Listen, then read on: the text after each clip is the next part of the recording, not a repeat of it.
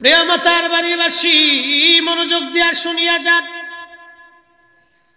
কোরআন শরীফ থেকে আমি আপনাকে পাঠ পাঠ করে বুঝাই দিয়ে যাব আজকে কেন ভুলের মধ্যে আমরা আজ আছি, আমাদের যুব শ্রেণীরা কোন দিকে যায়, আমাদের নারী সমাজ কোন দিকে চলে যায়।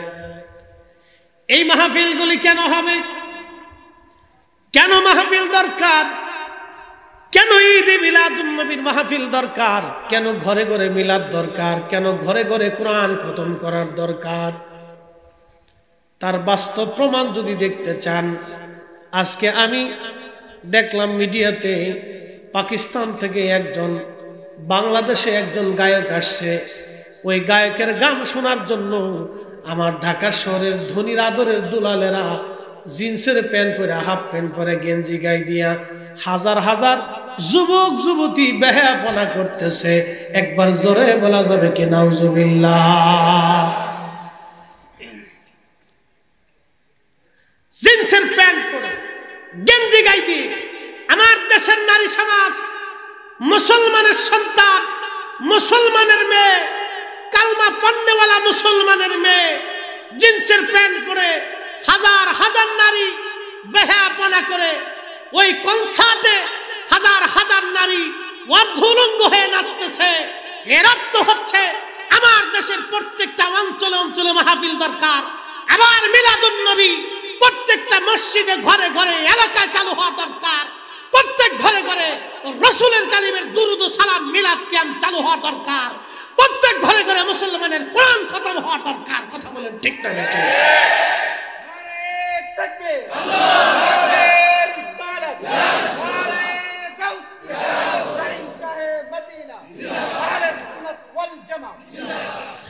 এই বেদাতের তবকা দিয়ে, বেদাতের ভয় দেখিয়ে, বেদাতের দোহাই দিয়ে আমার দেশের কোরআন খতম উঠিয়ে দেওয়া হচ্ছে, মিলাদ শরীফ উঠিয়ে দেওয়া হচ্ছে, দোয়া উঠিয়ে দেওয়া হচ্ছে। মিলাদুন নবীর মাহফিলকে বন্ধ করে দেওয়ার জন্য আমার দেশের এক প্রকার ইহুদি দালালরা উঠে পড়ে লেখেছে, আমরা সুন্নিরা যতদিন পর্যন্ত জিন্দা থাকবো আল্লাহর জমিনে আল্লাহর নবীর মিলাদুন নবীর মাহফিল চালু থাকবে। হাত উঁচা করে বলেন ঠিক না? এই সমস্ত অপসংস্কৃতি আমার দেশে আপনি কল্পনা করতে পারবেন না। ধনীর আদরের দুলালগুলি, মেয়েগুলি অর্ধউলঙ্গ হয়ে জিন্সের প্যান্ট পরে যেভাবে নাচতেছে, আপনার লজ্জা হবে যে এরা কি করে মা হয়। আপনার লজ্জা করবে যে এরা কি করে ভবিষ্যতে মা হবে। এই নারীর গর্ভ থেকে কি বাচ্চা জন্ম হবে। আগামীর প্রজন্ম, আগামীর বাংলাদেশ, আগামীর ইসলাম, আগামীর যুব সমাজ, আগামীর নারী সমাজ আমরা অন্ধকারে নিমজ্জিত হতে দিতে পারি না। এজন্যই ঘরে ঘরে রাসূল কারীমের দুরুদ ও সালাম, মিলাদ মাহফিল, কোরআন তেলাওয়াত, দোয়া দুরুদ আমাদের প্রয়োজন। ঠিক না বেঠিক? এগুলি আমাদের দেশে বেদাতের দোহাই দিয়ে বন্ধ করে দেওয়ার জন্য একদল উঠে পড়ে লেগেছে। এগুলি ইহুদিদের চক্রান্ত।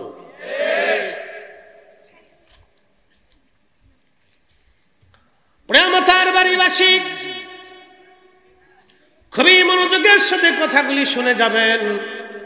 আল্লাহ রাব্বুল আলামিন আমাদেরকে বানাইলেন, কি থেকে বানাইলেন? বলবেন হুজুর কেন সর্বপ্রথমে আপনি এই কথা বললেন? রক্ত যদি ভালো থাকে, যদি বীজ ভালো থাকে, গাছ ভালো হয়। কথা মনে রাখবেন, বীজ ভালো থাকলে গাছ ভালো হয়। তার বাস্তব প্রমাণ আমি আপনাদেরকে একটা ঘটনা দিয়ে যাই। বিশ্ববিখ্যাত ইমাম, বিশ্ববিখ্যাত একজন মুজাদ্দিদ, তার নাম হযরত ওমর ইবনে আব্দুল আজিজ। ইসলামের প্রথম মুজাদ্দিদ যাকে বলা হয়, হযরত ওমর রাদিয়াল্লাহু আনহুর পরে ইসলামে যাকে দ্বিতীয় ওমর বলা হয়। হযরত ওমর ইবনে আব্দুল আজিজ মুসলমানদের যখন তিনি খলিফা হওয়ার পর ওমর ইবনে আব্দুল আজিজ রাদিয়াল্লাহু আনহু, তিনার স্ত্রীর নাম ছিল ফাতেমা। ছোট্ট সন্তান, কেবল হাঁটাহাঁটি করা শিখেছে। বাইতুল মালে নিয়ে যাওয়া হলো রাষ্ট্রীয় কোষাগার। রাষ্ট্রীয় কোষাগারে যখন তাকে নিয়ে যাওয়া হলো, রাষ্ট্রীয় কোষাগারে অনেক কিছু জমা হয়েছে। তো তখন কিছু আপেলও ভিন্ন এলাকা থেকে রাষ্ট্রীয় কোষাগারে জমা হলো। ওমর ইবনে আব্দুল আজিজের ছোট্ট ছেলেটা বাইতুল মালে যায় দৌড়াদৌড়ি করতে করতে ওই আপেল দেখে ছোট্ট ছেলেটা দৌড়াই যাইয়া একটা আপেল হাতে নিয়ে মুখের মধ্য দিয়ে কামড় দিয়ে বাচ্চাটা খাওয়া শুরু করে দিল।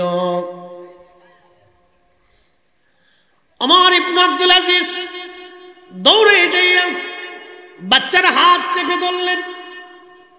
বাচ্চার হাত চেপে ধরার পরে ওমর ইবনে আব্দুল আজিজ রাহিমাহুল্লাহ বাচ্চার মুখের মধ্যে চাপ দিয়ে ধরে আঙ্গুলটা দিয়ে মুখের মধ্যে যে আপেল ছিল এই আপেলটা আস্তে করে টান দিয়ে বের করে নিয়ে আসলেন। বাচ্চার হাত থেকে যখন আপেল নিয়ে বাইতুল মালে রেখে দিলেন, ছোট্ট বাচ্চা অত কিছু বুঝে না, ওই ছোট্ট বাচ্চাটার সাথে সাথে কেঁদে ফেললো, কান্না শুরু করে দিল। তার স্ত্রী ফাতেমা ডাক দিয়ে বলেন, স্বামী আমার, আপনি আমার এতটুকুন বাচ্চাকে কষ্ট না দিলেও তো পারতেন, আপনি কেন এতটুকুন বাচ্চাও তো বুঝে নাই, বাইতুল মাল থেকে না একটা ছোট্ট আপেলও নিয়ে গেছে, কি জন্য আপনি তারে কান্না করাইলেন, কি জন্য আপনি তারে কষ্ট দিলেন গো স্বামী আমার। ওমর ইবনে আব্দুল আজিজ ডাক দিয়ে বলেন, ফাতিমা বিবি আমার, তুমি জানো এটা বাইতুল মাল সরকারি কোষাগার, আর এই রাষ্ট্রীয় কোষাগার আল্লাহর পক্ষ থেকে আমাকে আল্লাহ খলিফা হিসেবে আমানতদার বানিয়েছে। আমার সন্তান একটা আপেল খেয়ে ফেলে দিবে, কিয়ামতের ময়দানে আপেলের জন্য আল্লাহর আদালতে আমার দাঁড়ায় থাকতে হবে। দুনিয়াতে তোমার সন্তান কান্না করুক তাতে আমার কোনো আফসোস নাই, কিন্তু কিয়ামতের ময়দানে তোমার একটা সন্তানের আপেলের জন্য আমি ওমর ইবনে আব্দুল আজিজ এই রাষ্ট্রের হিসাব দিতে যাইয়া আল্লাহর আদালতে দাঁড়ায় থাকতে হবে। শাস্তির মুখাপেক্ষী কি হতে হবে, এই লজ্জা নেওয়ার আগে দুনিয়া থেকে বাচ্চা কান্না করলে আমার তাতে কোনো দুঃখ নাই। একবার জোরে বলা যাবে কি আল্লাহু আকবার? না চিৎকার মেরে বলেন আল্লাহু আকবার। এরা রাসূলুল্লাহর উম্মত, নবী বলছেন উম্মত রে, কিয়ামতের আলামতের একটা আলামত হলো ওয়াদাউল আমানা, আমানতের খেয়ানত হবে, আমানতের খেয়ানত হবে, আমানতের খেয়ানত হবে। স্ত্রী স্বামীর আমানত নষ্ট করবে, স্বামী স্ত্রীর আমানত নষ্ট করবে, ভাই ভাইয়ের আমানত নষ্ট করবে, বোন ভাইয়ের আমানত নষ্ট করবে, বাবা সন্তানের আমানত নষ্ট করবে, সন্তান বাবার আমানত নষ্ট করবে, মা সন্তানের আমানত নষ্ট করবে। কল্পনা করতে পারবেন আমেরিকার একটা নারী তার বাচ্চাটাকে আমেরিকার একটা নারী তার 6 মাসের বাচ্চাটাকে ঘরের মধ্যে বন্দি রেখে তার বয়ফ্রেন্ডের সঙ্গে 10 দিনের সফরে সমুদ্রে ঘুরতে গেল। ওই বাচ্চাটা 3 দিন পরে মারা গেল না খেয়ে খেয়ে। চিন্তা করতে পারেন, এর নাম পরকিয়া। বয়ফ্রেন্ডের সাথে ঘুরতে গেছে। আমার বাংলাদেশে এইরকম জিন্সের প্যান্ট পরা, শার্ট গায়ে দেওয়া কলেজ ভার্সিটির মেয়ের এখন বয়ফ্রেন্ড আর গার্লফ্রেন্ড তালাশ করে বেড়ায়। আমি নাম দিয়েছি বয়ফ্রেন্ড আর গার্লফ্রেন্ড না, আমি নাম দিয়েছি কুত্তা ফেরে।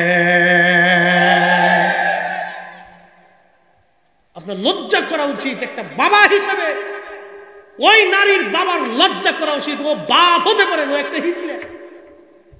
যার মেয়ে জিন্সের প্যান্ট পরে রাস্তা দিয়ে হাঁটো তো হিজলা।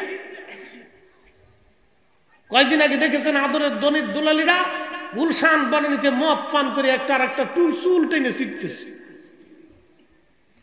নারী জাতি যদি মদ পান করে সে নারী হতে পারে? ওই পেট থেকে কিসের জন্ম হবে? আগামী প্রজন্ম কোথায় চলে যাচ্ছে আপনি কল্পনাও করতে পারবেন না। এজন্যই আমার দেশে বেশি বেশি ঘরে ঘরে নবীর দুরূদ সালাম মিলাদ কিয়াম কোরআন খতম দরকার। কথা কোন ঠিক কিনা?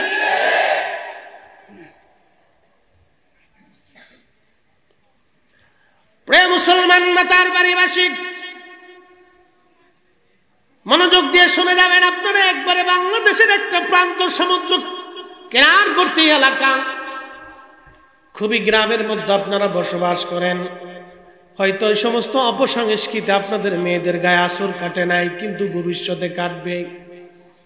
আপনি যদি বাংলাদেশের প্রত্যেকটা পীরের দরবারে আসা যাওয়া বন্ধ করে দেন, সব পীরের দরবার বন্ধ করে দেন, সব মাহফিল বন্ধ করে দেন, সব ওয়াজ নসিহত বন্ধ করে দেন, মাত্র 5 বছর মিলাদ মাহফিল বন্ধ করে দেন, দোয়া বন্ধ করে দেন, মিলাদ কিয়াম বন্ধ করে দেন, কোরআন খতম বন্ধ করে দেন। এইগুলি যদি বন্ধ করে দেন, মাত্র 5 বছর সময় লাগবে, দেখবেন আমার দেশের নারীরা হাফ প্যান্ট পরে রাস্তা দিয়ে ঘুরে ঘুরে বেড়াচ্ছে। দেখবেন মেয়েরা হাফ প্যান্ট পরে রাস্তা দিয়ে ঘুরতেছে। হা হা, কত নিকৃষ্টতা! আগামী প্রজন্ম বড় ভয়াবহতার ভিতরে আছে, কঠিন পরিস্থিতির ভিতরে আছে আগামী প্রজন্ম। এখনই আমাকে আপনাকে সচেতন হতে হবে।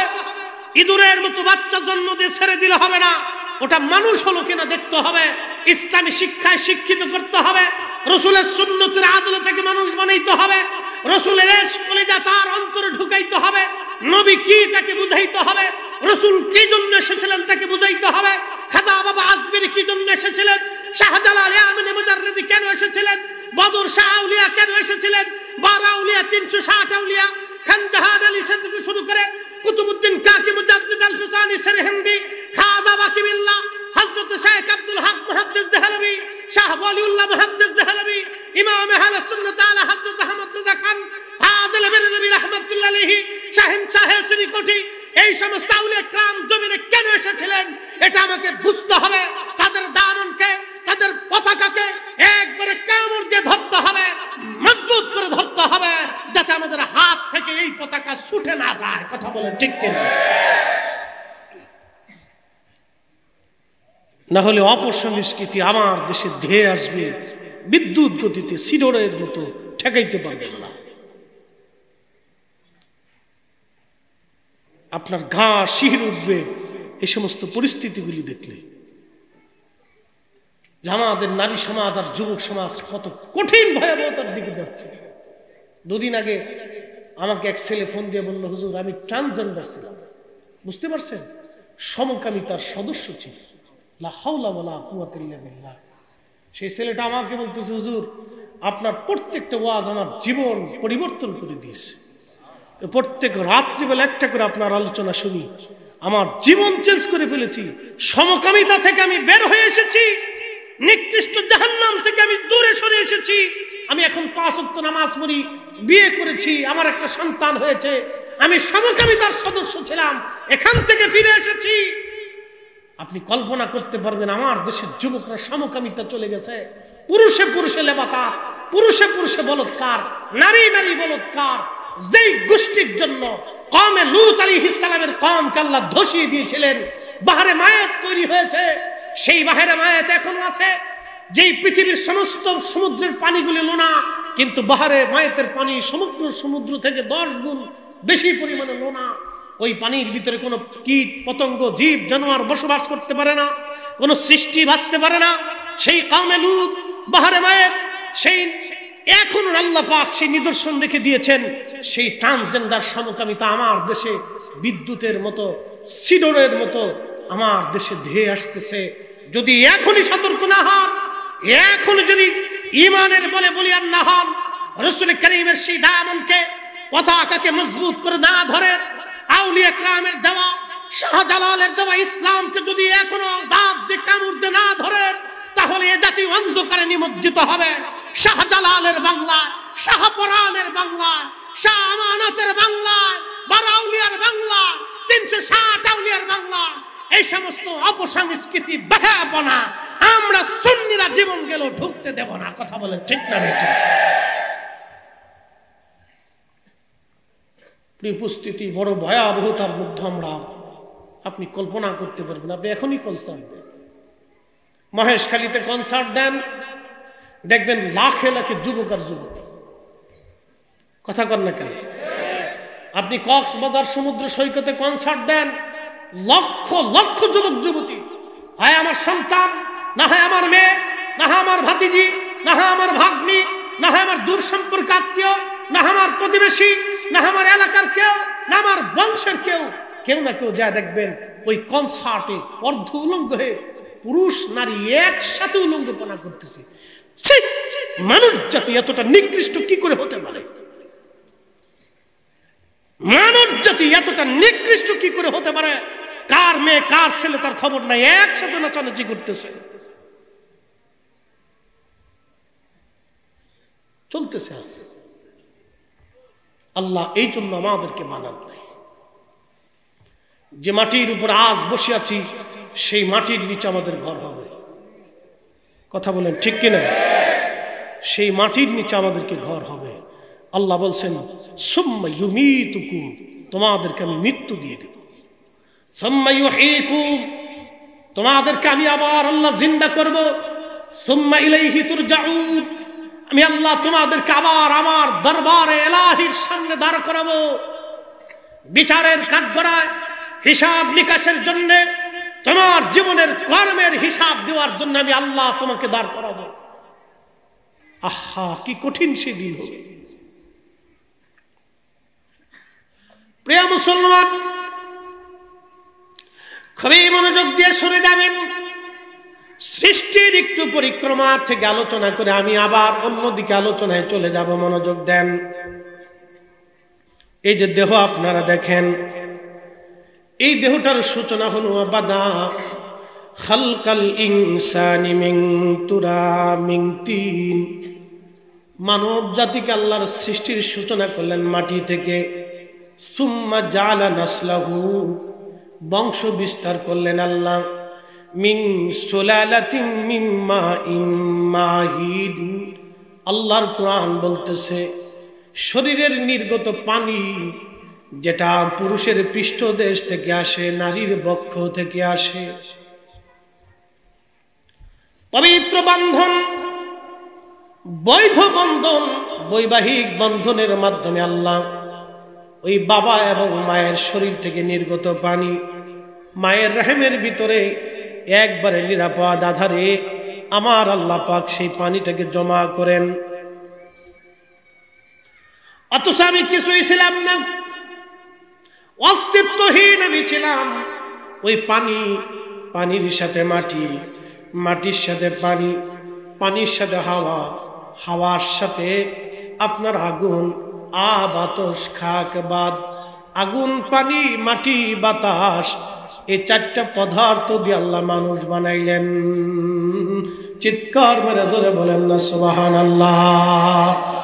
চার রঙের মশলা দিয়া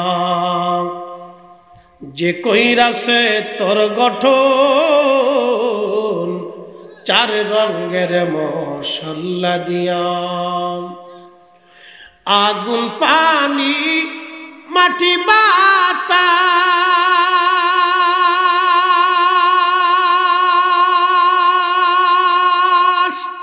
একই যোগে করিয়া প্রকাশ। আগুন, পানি, মাটি, বাতাস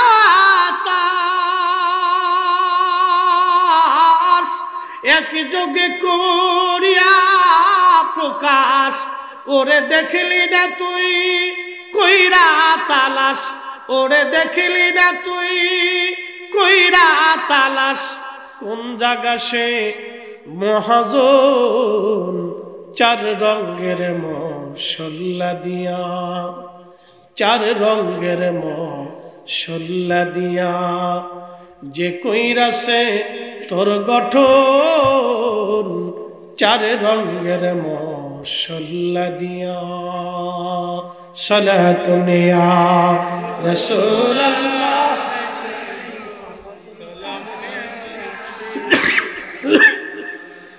সালাতুন ইয়া রাসূলুল্লাহ,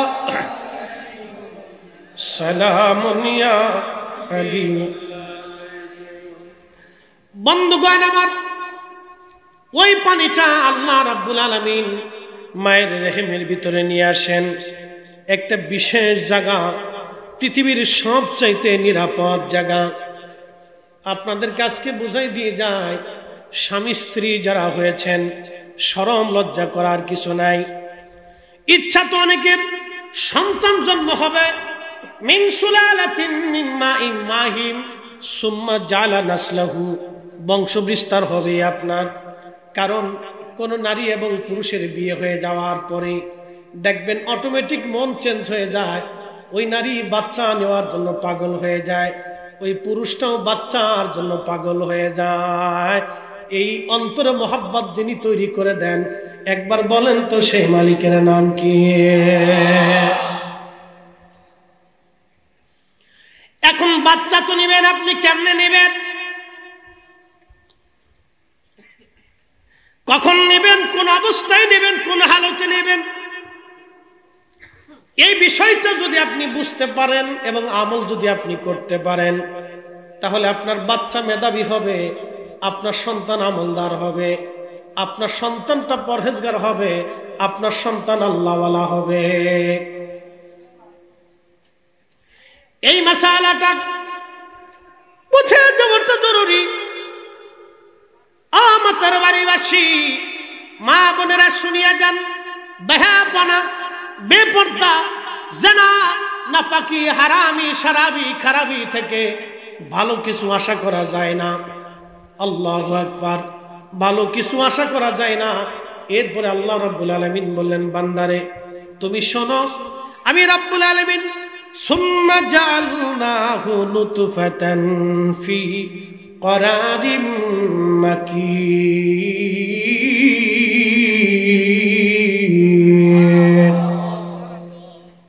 বুঝতে কি কোনো অসুবিধা?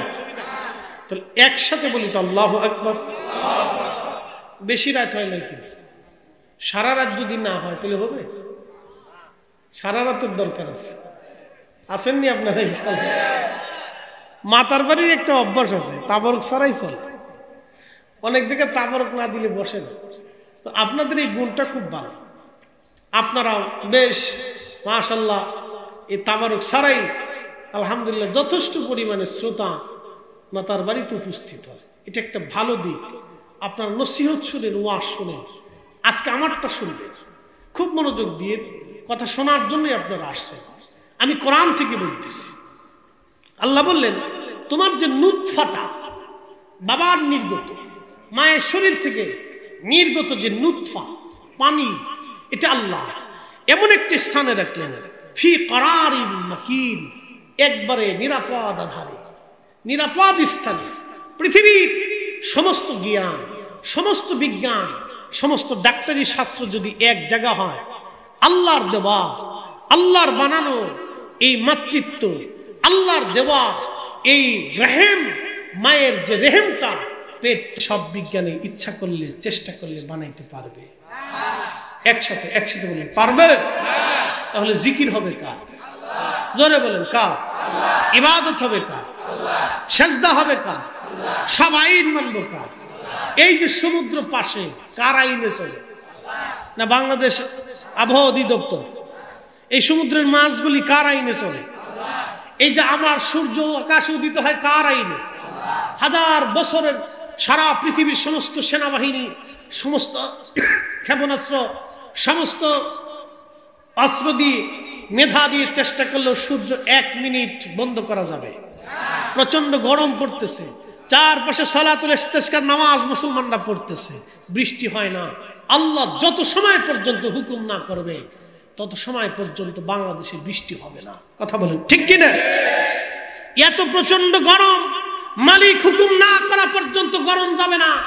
এত গরম পড়তেছে, সমস্ত এসি বাংলাদেশে যদি ফিট করে দেন, আরো এসি যদি বিদেশ থেকে আনেন, কয়েকশো কোটি এসিও ফিট করে দিলে বাংলাদেশ আল্লাহর বাতাস দিয়ে যেমন ঠান্ডা হবে, এইভাবে ঠান্ডা বানাইতে পারবে? সমস্ত ক্ষমতার মালিককে আল্লাহ। যার জন্য পৃথিবী সাজাইলেন তিনি রাহমাতুল লিল আলামিন। আল্লাহর পরে যার গোলামি করব তিনি নবী, যার জন্য জীবন দিব তিনি নবী, যার জন্য বেঁচে থাকবো তিনি নবী, যার জন্য সংসার করব তিনি নবী, যার জন্য জাহাজের ময়দানে ঝাঁপিয়ে পড়ব তিনি নবী। হাত উঁচা করে বলেন ঠিক না বেঠে? প্রেমতার বাড়িবাসী খুব মনোযোগ দিয়ে শুনিয়ে যান। আল্লাহ রাব্বুল আলামিন বললেন, আমি তোমাদের এই সৃষ্টিটাকে, এই নুতফাটাকে আমি মায়ের রেহেমের আধারের মধ্যে রেখে দিলাম। এরপরে আমি আল্লাহ সুম্মা খালাকনান নুতফাতা আলাকা, এই নুতফাটাকে আমি রক্তপিণ্ড বানাইলাম। খুব মনোযোগ দিয়ে, এই নুতফাটাকে আমি রক্তপিণ্ড বানাইলাম।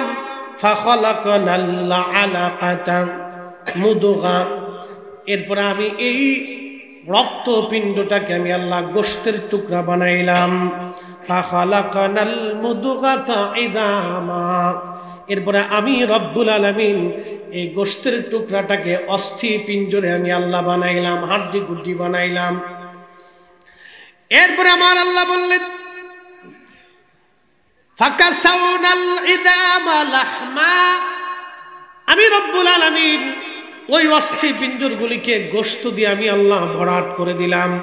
এই যে আমাদের গোশতগুলি ভরাট করে দিলাম, আমি রব্বুল আলামিন ভরাট করলাম। সুম্মা আনশানাহু খালকান আখার, কতই না সুন্দর করে অনন্য উপায়ে আমি আল্লাহ ওই মানুষকে বানিয়ে দিলাম। একবার জোরে বলা যাবে কি সুবহানাল্লাহ। তুমি রহমান, তুমি মেহেরবান, বলেন তুমি রহমান, তুমি মেহেরবান। অন্ধ গাহে না শুধু তোমারি গুণগান, বলেন অন্ধ গাহে না শুধু তোমারি গুণগান। বুঝেও বুঝে না তবু শান, তুমি রহমান, তুমি মেহেরবান, বলেন তুমি রহমান, তুমি মেহেরবান। সালাতুন ইয়া রাসূলুল্লাহ আলাইকুম। আহা জবান খুলে সালাতুন ইয়া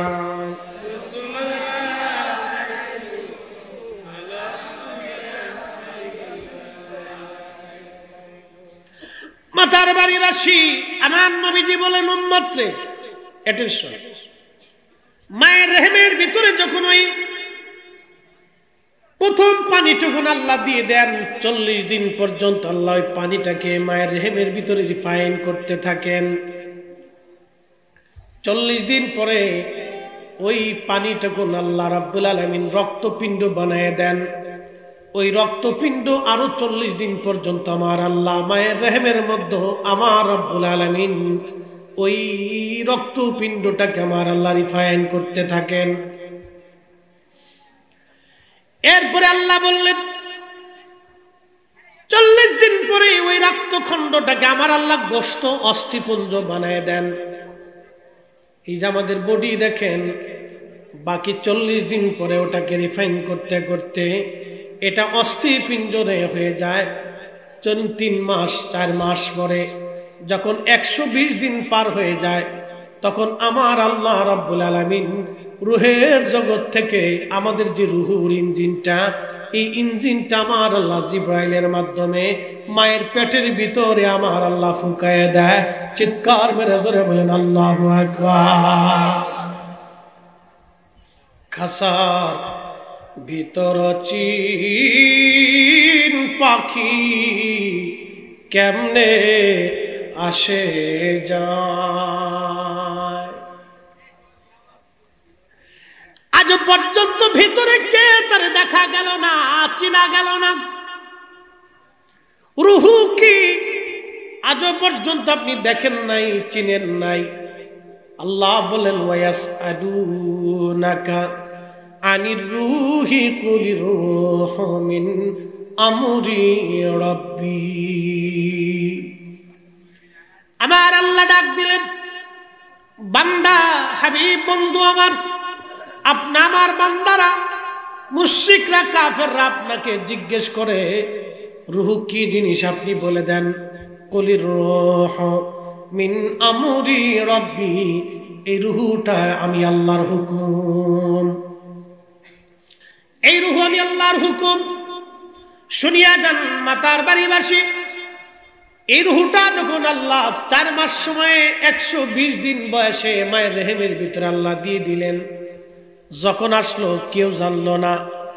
এই রূহটা নিয়ে আপনি দুনিয়াতে আসলেন, কিন্তু যখন রূহটা দেওয়া হয় আল্লাহ বলেন জিব্রাইল রে, চারটা জিনিস আমার বান্দার জন্য তুমি নির্ধারিত করে দাও আমি আল্লাহর পক্ষ থেকে। 1 নম্বর হায়াত, আমার এ বান্দা কতদিন পর্যন্ত দুনিয়াতে বেঁচে থাকবে। সালাতুন ইয়া রাসূলুল্লাহ আলাইকুম,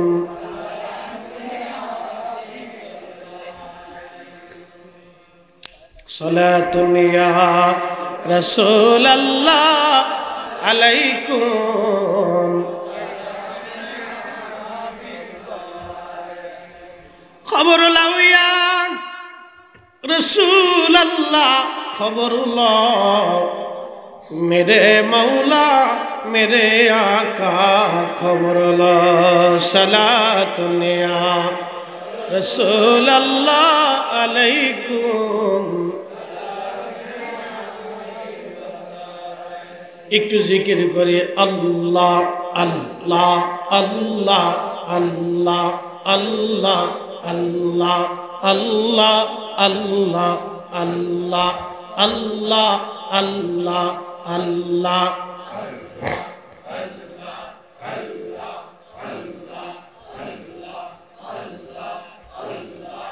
আল্লাহ তোমার লীলা খেলা কেউ বোঝে কেউ বুঝে না। আল্লাহ আল্লাহ কাউকে রাখো গাছ তলাতে, কাউকে রাখো বালাখানায়। আল্লাহ কাউকে রাখো গাছ তলাতে, কাউকে রাখো বালাখানায়। আল্লাহ তোমার লীলা খেলা কেউ বোঝে কেউ বোঝে না। আল্লাহ আল্লাহ আল্লাহ আল্লাহ। ইব্রাহিম তোমার নবী ছিল, নমরুদের আগুনে ফেললো। ইব্রাহিম তোমার নবী ছিল, নমরুদের আগুনে ফেললো। আগুন হইল ফুলবাগি পশম কেন পড়লো না। আল্লাহ আগুন হইল ফুলবাগি পশম কেন পড়লো না। আল্লাহ তোমার লীলা খেলা কেউ বোঝে কেউ বুঝে না। আল্লাহ আল্লাহ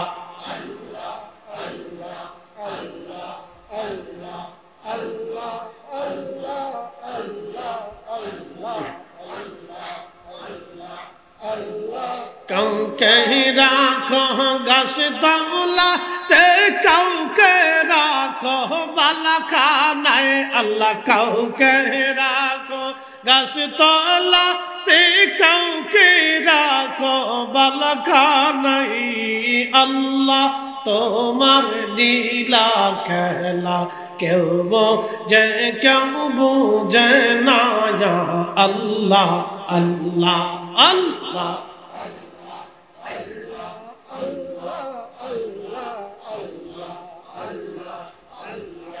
ইউনুস তোমার নবী ছিল, মাসে তারে গিলে ফেললো। ইউনুস তোমার নবী ছিল, মাসে তারে গিলে ফেললো। মাসের পেটে রইলেন ইউনুস, হজম কেন হইল না। আল্লাহ মাসের পেটে রইলেন ইউনুস, হজম কেন হইল না। আল্লাহ তোমার লীলা খেলা কেউ বোঝে কেউ বোঝে না। আল্লাহ আল্লাহ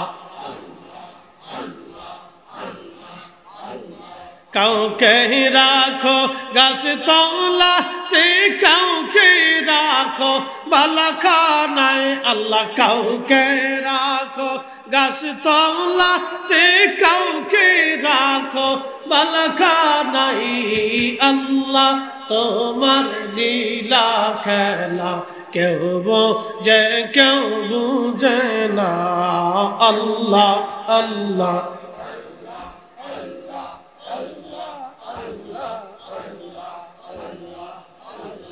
मूसा तुम्हारे नबी ছিল তোর পাহাড়ে সওয়াল করলো मूसा তোমারে নবী ছিল তোর পাহাড়ে সওয়াল করলো পাহাড় পয়রা সুরমা হইল मूसा কেনে পুরলো না আল্লাহ পাহাড় পয়রা সুরমা হইল मूसा কেনে পুরলো না আল্লাহ তোমার লীলা খেলা কেউ বোঝে কেউ বুঝে না আল্লাহ আল্লাহ আল্লাহ আল্লাহ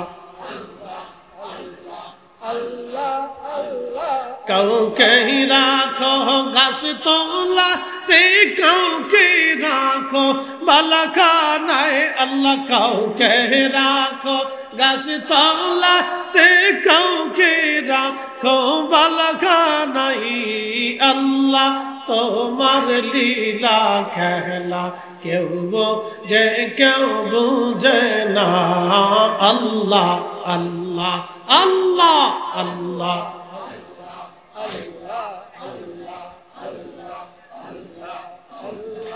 লা ইলাহা ইল্লাল্লাহু মুহাম্মাদুর রাসূলুল্লাহ সাল্লাল্লাহু আলাইহি ওয়াসাল্লাম নারে তাকবীর আল্লাহু আকবার নারে রিসালাত নারে গাউসিয়া আহলে সুন্নাতুল জামাত নারে তাকবীর আল্লাহু আকবার রাত বেশি থেকে কি দুর্বল লাগতেছে বন্ধু আমার চারটি জিনিস খুব মনোযোগ দিয়ে শুনে যাবেন আল্লাহ রাসূল বললেন জিব্রাইলকে আল্লাহ বললেন জিব্রাইল রে আমার এই বান্দার জন্য তুমি যে রূহ দিলে এই রূহওয়ালা বান্দার জন্য চারটি জিনিস আমি আল্লাহর পক্ষ থেকে নির্ধারিত করে দাও এক নম্বর হায়াত বান্দার কতদিন পর্যন্ত দুনিয়াতে বাঁচবে এই হায়াতটা তুমি নির্ধারিত করে দাও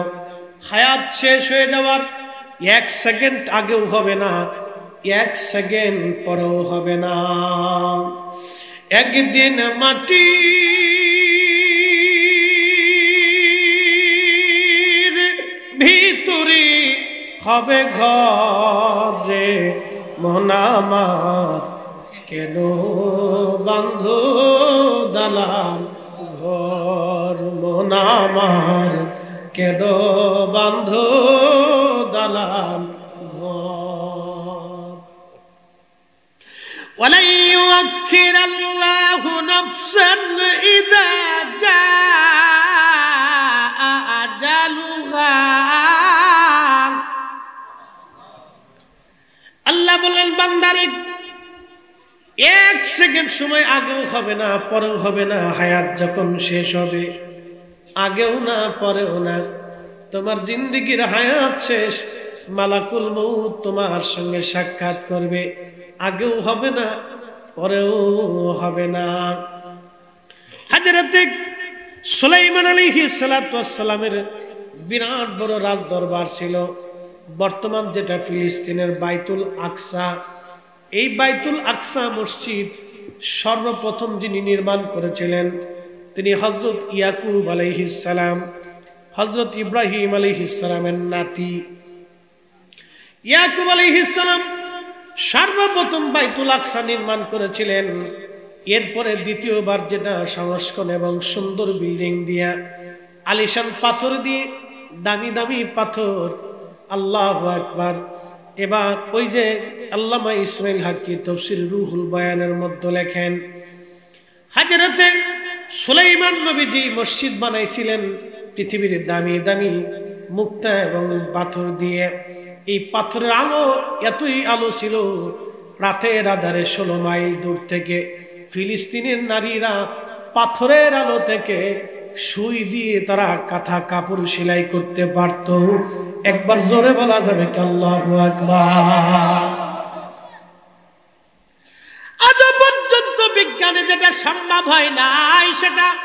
সুলাইমান নবী দেখাই দিয়ে গেল তেলের গাড়ি তেলে চলে,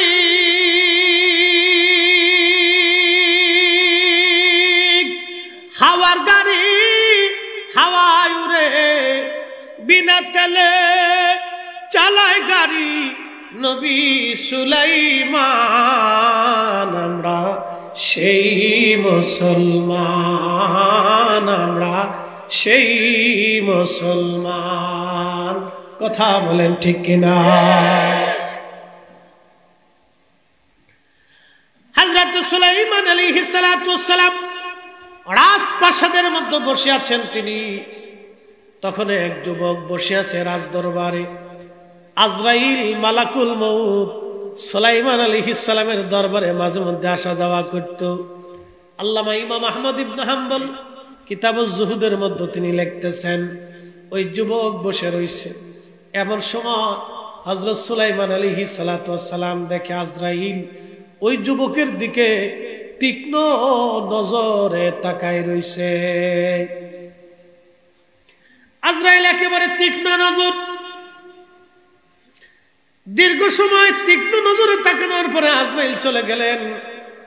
চলে যাওয়ার পরে ছেলেটা বলতেছে, হুজুর আপনি দয়া করে এই মুহূর্তেই আমাকে আপনি নিয়ে যান সুদূর ভারতে, হিন্দুস্তানে আপনি আমারে নিয়ে যান। এই মুহূর্তে আপনি আমার হিন্দুস্তানে নিয়ে যান, আমার হিন্দুস্তানে নামায় দিয়ে আসেন। চিন্তা করেন, বর্তমান যেটা ক্ষেপণাস্ত্র, ইরান একটা ক্ষেপণাস্ত্র বানাইছে, যে ক্ষেপণাস্ত্রটা ঘন্টায় 2000 কিলোমিটার বেগে চলে যায়। ইসরায়েল এই জন্য ডরাইতেছে। দেখেন 4-5টা মারার পরে ইসরায়েল আর মারতে সাহস পায় নাই, ইসরায়েলও ডরাই ফেলছে। আর আমেরিকাও একটু ভয় ভয় পাইছে। আর সৌদির রাজা বাচ্চা, মধ্যপ্রাচ্যের জর্দানের রাজা, আর আরব আমিরাতের রাজা, তারা ইসরায়েলের পক্ষ নিয়েছে তলে তলে। এই সবকটাই মুসলমানের জাতীয় বেঈমান। ওদের দেশের মৌলবীরা আমরার দেশে আইসা তারাবির নামাজ 8 রাকাত বানানোর জন্য উঠে পড়ে লাগছে। ওদের দেশের তেল বিক্রি করে আমার দেশের শায়েখরা এই নামাজের ভিতরে বুকের উপরে হাত বেঁধে নামাজ পড়ে আমার মসজিদে ভেজাল বাঁধাইছে। ওদের দেশের মৌলবীরা এ দেশে আসিয়া আমার দোয়া বন্ধ করে দিচ্ছে, মিলাদুন নবীর শিরিক বলতেছে, আমার এই কোরআন খতম বন্ধ করে দিয়েছে, ইসালে সব বন্ধ করে দিতে চাচ্ছে, আল্লাহর ওলিদের দরবারে যাওয়াকে শিরিকের ফতোয়া দিচ্ছে। শাহ জালালের জমিন, শাহ পরানের জমিন, শাহ মখদুমের জমিন, বড় আউলিয়ার জমিন, 360 আউলিয়ার জমিনে এই নজদিবাদের ঠাই হবে না, ঠাই হবে না। হাত উঁচা করে বলেন ঠিক না বেঠিক?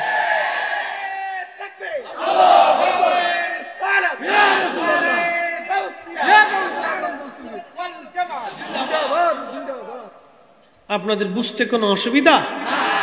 ফিলিস্তিনের বাচ্চারা 75 বছর ধরে তারা ইসরায়েলের কাছে মাথা নত করে নাই।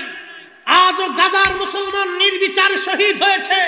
40,000-এর উপরে মুসলমান শহীদ হয়েছে, 80,000-এর উপরে মুসলমান আহত হয়েছে। অনেকের মা মরে গেছেন, পরিবার শেষ হয়ে গেছে, পরিবারের সদস্যরা শেষ হয়ে গেছে, ছোট্ট বাচ্চা এতিম হয়ে গেছে। তারপরও বাচ্চাকে যদি জিজ্ঞেস করা হয় কেমন আছো, বলে আলহামদুলিল্লাহ। বাচ্চা বলে হাসবুনাল্লাহু নি'মাল ওয়াকিল, নি'মাল মাওলা ওয়া নি'মান নাসির। সৌদি আরবের রাজা বাচ্চারা, আমির উমরারা, যারা 30টা 32টা বউ বিয়ে করে আলিশান আরাম করে খালি নেশা করে বেড়াচ্ছে, ওদের শেখা উচিত ফিলিস্তিনের বাচ্চা থেকে ঈমান নেওয়া উচিত, ফিলিস্তিনের মা থেকে ওদের মায়েদের ঈমান নেওয়া উচিত, ফিলিস্তিনের ছোট্ট মুজাহিদ থেকে ওদেরকে জিহাদ শেখা উচিত, ফিলিস্তিনের ছোট্ট বাচ্চা থেকে ওদেরকে ঈমানি তেজভুক্ত হওয়া উচিত। এর অর্থই হচ্ছে ফিলিস্তিনের একটা ছোট্ট বাচ্চার জুতার ওজনের সমান সৌদির মধ্যপ্রাচ্যের রাজা বাচ্চারা হতে পারে না। আপনারা আমাদেরকে খালি বেদাতি বেদাতি বলে চিৎকার করেন না? হ্যাঁ, এদেশে কাদেরিয়া, চিশতিয়া, নকশবন্দিয়া, সোহরাওয়ার্দা, নিজামি, ওসমানিয়া, ওয়াইসি, এই সমস্ত তরিকা যদি না আসতো, পীর মাশায়েখ না আসলে দেশে ইসলামের অস্তিত্বই খুঁজে পাওয়া যাইত না, কালেমার আযানের অস্তিত্ব খুঁজে পাওয়া যেত না। আপনি যান, এখনো ভারতে বহু মুসলমান নির্যাতিত হয়, বহু পৃথিবীর বহু স্থানে মুসলিমরা নির্যাতিত হয়। চীনের মুসলিমরা নির্যাতিত হয়, কাশ্মীরি মুসলিম নির্যাতিত হয়, রাশিয়া মুসলিম নির্যাতিত হয়, আমেরিকা মুসলিম নির্যাতিত হয়, ইউরোপে বহু দেশ আছে আযান পর্যন্ত দিতে দেয় না, নাগরিক ব্যক্তি অধিকার পর্যন্ত হরণ করে নিয়েছে। আপনি এখনো যান বহু জায়গায় আযান পর্যন্ত হয় না। আমার দেশে নির্দ্বিধায় আমরা আযান দেই, এটা মুসলিম হয়েছে আউলিয়া কেরামের বদৌলতে। অতএব আউলিয়া কেরামের দেওয়া শিক্ষা দীক্ষায় এ দেশে চলবে। কথা বলেন ঠিক না? শাইখে ইসরায়েলি আমার দেশে এসেছে তারাবির নামাজ কমানোর জন্য। মাঝে মধ্যে আমরা একটা গল্প বলি, এক বেটা প্যান্ট কিনছে তো 2 ইঞ্চি লম্বা, তো স্ত্রীকে ডাক দিয়ে বলেন, বিবি সাহেব এই প্যান্ট তো 2 ইঞ্চি লম্বা হয়ে গেছে, তো তুমি একটু কাইটে কমায় রাখো, কালকে অফিসে যেতে হবে। তো বেচারা চিন্তা করলো, বিবি সাহেবকে বলছি মনে নাও থাকতে পারো, ওনার কাজের ব্যস্ততা নাতিনত করে এসেই বড় মেয়েকে ডাক দেখে, মা তুমি 2 ইঞ্চি কেটে রেখো। চিন্তা করলো মনে নাও থাকতে পারে, 2 ইঞ্চি লম্বা হয়ে গেছে, বিরাট বিপদ। মেজো মেয়েকে বলছে, মা তুমি 2 ইঞ্চি কেটে কমে রেখো। সেজো মেয়েকে বলছে, মা তুই 2 ইঞ্চি কাটিস। বেটার বউকে যাওয়ার সময় বললো, মা এই সবাই বলছিলাম মনে নাও থাকতে পারে, তুমি কিন্তু 2 ইঞ্চি কেটে রেখো। রাত ধরে সবাই 2 ইঞ্চি করে কাটছে। সকালবেলা বেটা ফুল প্যান্ট পরবা যায়, হাফ প্যান্ট হয়ে গেছে। ইসলামটারে কাটতে কাটতে ওরা হাফ প্যান্ট বানানোর বুদ্ধি করছে। আমরা এটা হতে দিতে পারি না। আপনাকে বুঝে যেতে হবে মাতার বাড়িবাসী, আমার দেশের কেন যুবতীরা আজকে ফুল প্যান্ট পরে। কি কথা কন না কেন? 2 দিন আগে দেখলাম সিলেটের মসজিদের ভিতরে ফুটবল খেলতেছে, জুতা দিয়ে বাইরে গিয়া এদেশ থেকে ইহুদিবাদের এই বীজকে উঠাই দিতে হবে। কথা কন না কেন? হাত উঁচা করে বলেন, না হাত উঁচা করে বলেন, জোরে বলেন। আল্লাহর ঘরের মসজিদে যারা ফুটবল খেলে, টেলিভিশন দেখতে চাই, লামাযহাবির দল, জুতা দিয়ে বাইরে ওদেরকে মসজিদ থেকে এলাকা ছাড়া করা উচিত। কথা বলেন ঠিক কিনা? মুসলমান কি করে হতে পারে? কল্পনা করতে পারবেন কত দূর পর্যন্ত অগ্রসর হয়েছে? আর আমরা যখন এই কথাগুলি উচ্চ বাচ্চা বলি, তখন ওরা বলে মাজার পূজারি, পীর পূজারি, বেদাতি, মাজার পূজারি, পীর পূজারি, বেদাতি, মাজার পূজারি, পীর পূজারি, বেদাতি। পাইছে 3টে শব্দ। কি কথা কন না কেন? 3টে শব্দ হচ্ছে, মাজার পূজারি, পীর পূজারি, বেদাতি। আরে বেটা, এদেশে কাদেরিয়া, চিশতিয়া, নাকশবন্দিয়া, মুজাদ্দিদিয়া, সোহরাওয়ার্দিয়া, ওসমানিয়া, নিজামিয়া, সিলসিলা, তরিকা, পীর, মাসেদ, এরা যদি না থাকতো ইসলাম কি এদেশের জমিনের মানুষ চিন্তাই করতে পারতো না। অতএব আউলিয়া কেরামের দেওয়া দীক্ষা ইসলামের দেশে চলবে। ঠিক কিনা?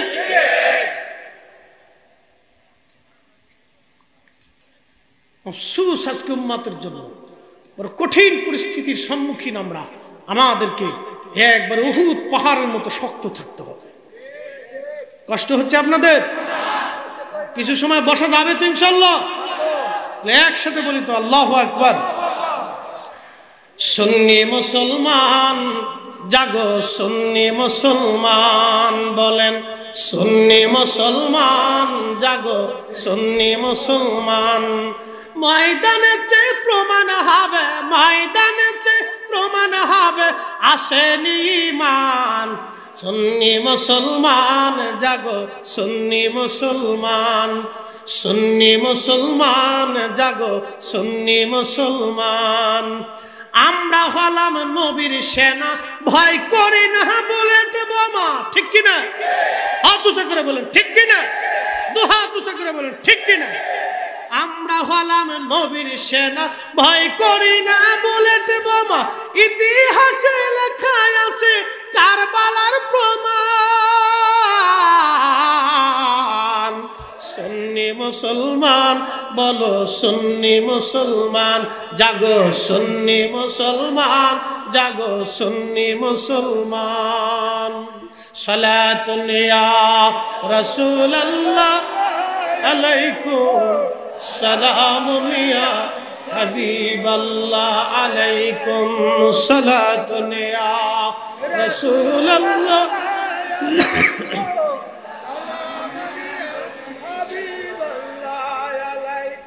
খুবই মনোযোগ দিয়ে শুনিয়া যান বাবাজি। প্রথম নম্বরে আল্লাহ হায়াত, 1 সেকেন্ড আগেও না 1 সেকেন্ড পরেও না। হযরতি ওই সুলাইমান আলাইহিস সালামের কাছে যুবক ডাক দিয়ে বলতেছে, হুজুর এই সময় দ্রুত গতিতে আমাকে হিন্দুস্তানে আপনি নিয়ে যান, হিন্দের জমিনে নিয়ে যান। খোদারি পয়গম্বর সুলাইমান আলাইহিস সালাম বাতাসকে বললেন, বাতাস দ্রুত গতিতে তাকে হিন্দুস্তানে নিয়ে যাও। তাহলে চিন্তা করেন, ইরান ক্ষেপণাস্ত্র বানাইলো ঘন্টায় 2000 কিলোমিটার বেগে। তার অর্থ হলো ইরান যদি বাংলাদেশ থেকে একটা ক্ষেপণাস্ত্র মারে, সৌদি আরব 6000 কিলোমিটার। এই ক্ষেপণাস্ত্রটা সৌদি আরব পৌঁছাইতে বেশি সময়ের দরকার হবে না, বেশি সময়ের প্রয়োজন হবে না। আর একটা ক্ষেপণাস্ত্র ইরান বানাইলো, সেই ক্ষেপণাস্ত্র এই শব্দের 5 গুণ গতিতে বেশি চলে। এটার নাম হাইপারসনিক ক্ষেপণাস্ত্র। শব্দের থেকে 5 গুণ বেশি গতিতে এই ক্ষেপণাস্ত্রটা চলে। এই জন্য ইসরায়েল ভয় পাচ্ছে যে ইরান থেকে বসে বসে মারবে আর আমার ঘরের মধ্যে আইসা পড়বে, আমার কিছুই করার থাকবে না। এই জন্য ওরা যুদ্ধ বাধায় নাই, ভয়ে চুপসে গেছে। মুসলমান যদি একত্রিত হতো তাহলে আজকে এই মুসলমানের করুণ পরিণত হতো না। আমরা কেন নজদিবাদের বিরুদ্ধে কথা বলি জানেননি? Saudi Arab, Yemen, Oman, Qatar, Dubai, Lebanon, Libya, Jordan, Syria, ফিলিস্তিন, এই মিশর, ইরান, ইরাক, এই পুরা অঞ্চলটা ছিল একটা মুসলিম দেশ। এই আব্দুল ওহাব নজদি, এই মরুর ডাকাত, এই সৌদ বাচ্চা সৌদরে নিয়া এই আপনার উসমানীয় সাম্রাজ্যের বিরুদ্ধে তারা যুদ্ধ করে এই আরব দেশগুলি তারা দখল করে নিয়া এই ব্রিটিশ নাই আরব দেশদেরকে ছোট্ট ছোট্ট দেশে পরিণত করিয়া আজকে আরব আমিরাতরে গোলাম বানাইছে, জর্দানরে গোলাম বানাইছে, সৌদির বাচ্চারে গোলাম বানাইছে, কাতারের বাচ্চারে গোলাম বানাইছে, ওমানের বাচ্চারে গোলাম বানাইছে, ইয়ামানের বাচ্চারে গোলাম বানাইছে, ওই মিশরের বাচ্চাদেরকে তারা গোলাম বানায় রাখছে, ইরাকের বাচ্চাদেরকে গোলাম বানাইছে। সমস্ত পৃথিবীর মুসলমান আরবরা যদি এক জাতিতে থাকতো তাহলে আজকে তামাম পৃথিবী আরবদের পায়ে সালাম করত। কথা কর না কেন, ঠিক কিনা? কিন্তু ওরা কি করছে? আব্দুল ওহাব নজদি আর এই বাচ্চা সৌদের ডাকাতরে দিয়ে পুরো আরবটাকে খণ্ড বিখণ্ড করছে। এই জন্য আমরা নজদিবাদের বিরুদ্ধে কথা বলি। ওরা মুসলমানদের এমন এক ক্ষতি করছে যেটা অপূরণীয়, অকল্পনীয় ক্ষতি, যেই ক্ষতির কারণে আজকে ফিলিস্তিনের মুসলমান ৭৫ বছর ধরে মার খাচ্ছে, অথচ আরব কিচ্ছু করতে পারে না।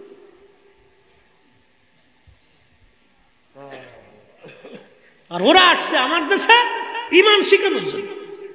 কি আশ্চর্য!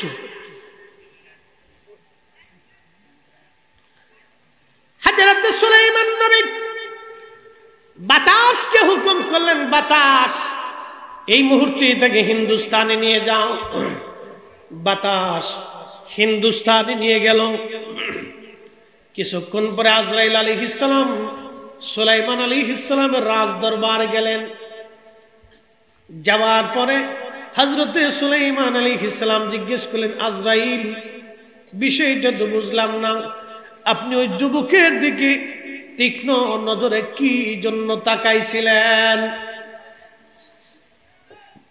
হযরত আজরাইল আলাইহিস সালাম বলেন, হুজুর আমি ওই যুবকটার দিকে আশ্চর্য হয়ে তাকাইলাম এই জন্য, কিছু সময় পরে এই যুবকটা হিন্দুস্তানে তার মৃত্যু লেখা, সে হিন্দুস্তানে আমি তার জান কবজ করব, কিন্তু তখনও ফিলিস্তিনে হাজার হাজার মাইল দূরে আপনার রাজপ্রাসাদে যুবক বসে রয়েছে।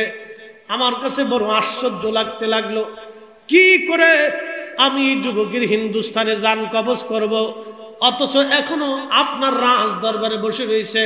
আল্লাহর কুদরতের দিকে তাকাইয়া আমি আজরাইল চিন্তায় আশ্চর্য হয়ে যুবকের দিকে তীক্ষ্ণ নজরে তাকাইছিলাম। আল্লাহর নবী বললেন, রূহটা যখন মায়ের পেটের ভিতরে আমাদের বডির ভিতরে আল্লাহ ঢুকায় দেন, তখন প্রথম নাম্বার হায়াত। আল্লাহ বলে দে জিব্রাইল, আমি আল্লাহর পক্ষ থেকে নির্ধারিত করে দাও কোথায় সে মারা যাবে। ওমা তাদরি নাফসুম বিআইয়ি আরদিন তামুত, কোন জায়গা, কোন স্থানে, কোন অবস্থায়, কোন সময় সে মারা যাবে, তুমি জিব্রাইল এটা লিখিয়ে দাও। জিব্রাইল ডেকে বলল, হুজুর আপনি বাতাসে হুকুম দিলেন তাকে সৌদি আরব থেকে, ফিলিস্তিন থেকে হিন্দুস্তানে পাঠাইতে। সেই হিন্দুস্তানে বাতাস যখন তারে নামাইল, আমি ওইখানে তার জান কবজ করে আল্লাহর দরবারে জান পৌঁছাই দিই। আমি আপনার দরবারে আবার চলে আসছি। চিৎকার মেরে জোরে বলেন আল্লাহু আকবার। জিন্দেগি তোর যাইরে ফাঁকি দিয়া রে সোনার আদম, জিন্দেগি তোর যাই ফাঁকি দিয়া। ও আদম রে কামিনের ওই কোলেতে কাল ঘুমেতে রইলি তুই, সারা নিশি কাটাইলি তুই ঘুমাইয়া ঘুমাইয়া রে সোনার আদম, জিন্দেগি তো যায় ফাঁকি দিয়া। আল্লাহুম্মা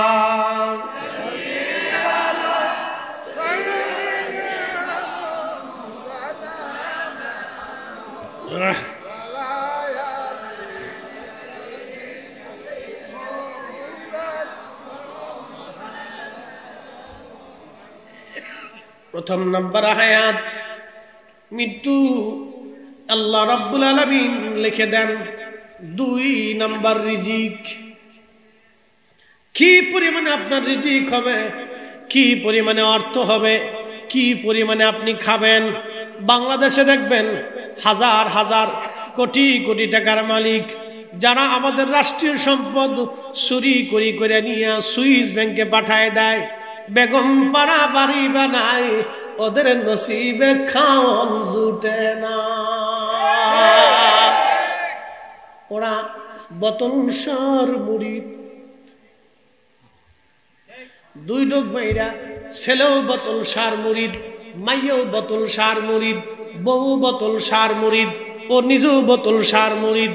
বউ চলে যায় আরেক বেটার সাথে নাচতে, মাইয়া চলে যায় আরেক বেটা যুবকের সাথে নাচতে, পুলা চলে যায় আরেক বেডির সাথে নাচতে, নিজে চলে যায় আরেক বেডির সাথে নাচতে।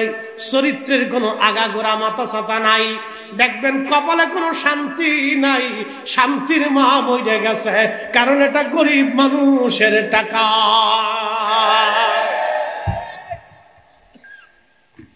শান্তির মাসে বোতল খাইয়ে আসছে, বাপে ফুলারে কয় বিয়াই ভালো আছে, স্বামী এই বউরে মা কেমন আছো, সব বোতল সব ভক্ত। কয়দিন আগে গুলশানে দেখি বেডিরা চুলছিড়াছিড়ি করতেছে, বোতল খেয়েছে, লাল পানি খাই আর হুশ নাই। নারী জাতি যুবতী লাল পানি খাচ্ছে। এরকম সন্তান বেঁচে থাকার চাইতে, এইরকম সন্তান পালার চাইতে 2-4টা কুত্তা পালা ভালো। শিল, কুত্তা, গরু, ছাগল, হাঁস, মুরগি, ভেড়া, বকরি এগুলো খাওয়াই যাবেন, পেলে যাবেন, জাতির উপকার হবে। 2-4টা কুত্তা পাললে অন্তত এলাকা পাহারা দিতে পারবে। কিছু না হলেও দেশের মানুষের মোরগ মুরগি তো হাঁস শিয়াল থেকে বাঁচতে পারে। কি কথা খারাপ বেশি ভাই? আহা, বড় আফসোস এই উম্মতের জন্য। প্রত্যেক অপরাধের শাস্তি দুনিয়ার থেকে পাইতে হবে যদি তওবা না করে। কথা কন না কেন, ঠিক কিনা? কষ্ট হচ্ছে আপনাদের? চলবে? সারা রাত্র আসেন তো? কিরে নূর আসত নি নাতি বলাবি আগে থাকো।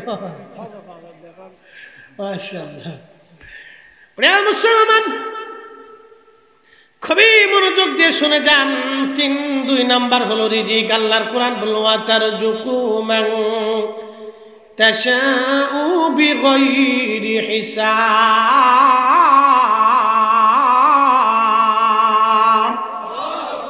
আমি যাকে খুশি তাকে অগণিত রিজিকের মালিক আমি আল্লাহ বানাই দিই। এই জন্য আমাদের উচিত আমাদের রিজিক থেকে আল্লাহর পথে দান করা, গরিব মানুষকে দেওয়া, আশেপাশে আত্মীয় স্বজনের খোঁজ খবর নেওয়া। আমাদের অনেকে আছে আত্মীয় স্বজনের সাথে সম্পর্ক নাই। আল্লাহর নবী বলেন উম্মত যে আমার উম্মতের মধ্যে আত্মীয় স্বজনের সাথে সম্পর্ক রাখে না সে আমার উম্মতের দলভুক্ত না, আমার আল্লাহ তার সাথে সম্পর্ক নষ্ট করে। আর সে আল্লাহর মালিকের সাথে তার সম্পর্ক থাকবে না।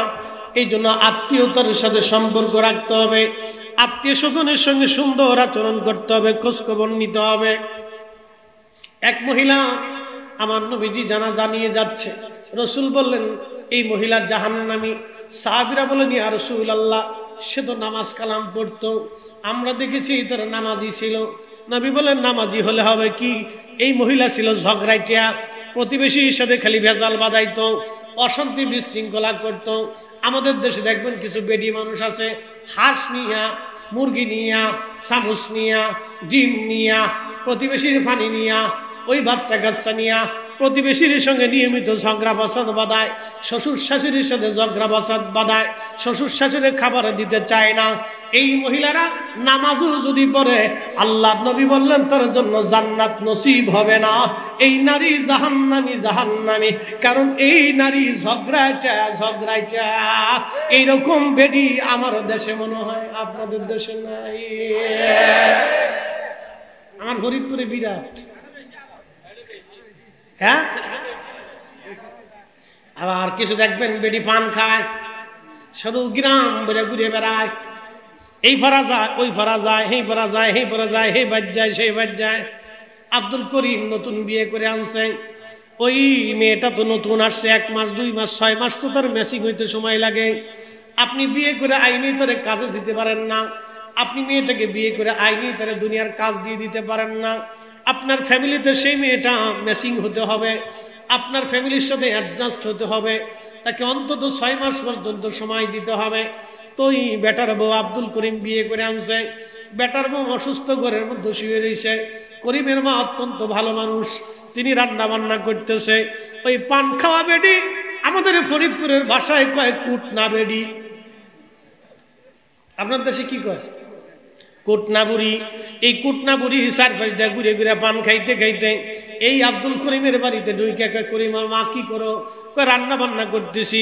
করিম না 1 মাস আগে বিয়ে করছে, বৌমা একটু অসুস্থ শুয়ে রয়েছে, আমি তারে বিশ্রামে রাখছি, আমি বলছি মা তুমি ঘুমাও, আমি রান্না বান্না করি। ওই কুটনা বেডি কয় করিমের বিয়ে করে আনছো, তুমি কি রান্না করেন না? দেখছেন মার চাইতে মাসির দরদ বেশি, কি কথা কর না কেন? করিমের মারে একটু ফিন মেরে দিস না, বেডি মানুষ একটু ফিনে কাবু হয়ে যায় বেশি। মনে রাখেন মহিলারা একটু ফিনে কাজ হয়ে যায়, খালি যদি কানে কানে যায়। এখন যে ভাবি ওই বাইরে দেখছিলাম ওই মহেশখালী এক বেডি লেগে গল্প করতে, তাই যুদ্ধ লেগে গেছে। কি কথা কর না কেন? এক বেডি আমার ওয়াইফের মোবাইলে কেমনে কেমনে নাম্বার পাইয়া ফোন দিয়ে ঢুকাই দিয়ে কয় এই আমি হুজুর এলে, আমি হুজুর জানেননি। বলে কি কে আপনি? আমি হুজুরের বউ, ফরিদি সাহেবের বউ। আমার ওয়াইফের ফোন দিয়ে কয় আমি ফরিদি সাহেবের বউ। বলে বউ কোথার থেকে? কয় হ্যাঁ সে বিয়ে করছে কালকে, আমরা একসাথে রয়েছি। হাই বউ তো আমার ওয়াইফ আমার নম্বরে ফোন দিয়ে কাঁদতেছে। আমি কান্দু কি তুফান ঘুম, সকাল ফজরের নামাজ পড়ে আমরা ঘুমাই, সকাল 9টার সময় ফোন দিচ্ছে। কিন্তু আমার ঘুম হলো তখন আন্তর্জাতিক ঘুমের মৃত্যুর আছে, সারা রাত ওয়াজ করছি 2-3টে করে মাহফিল, ঘুমের তালে রয়েছেন ঘুমে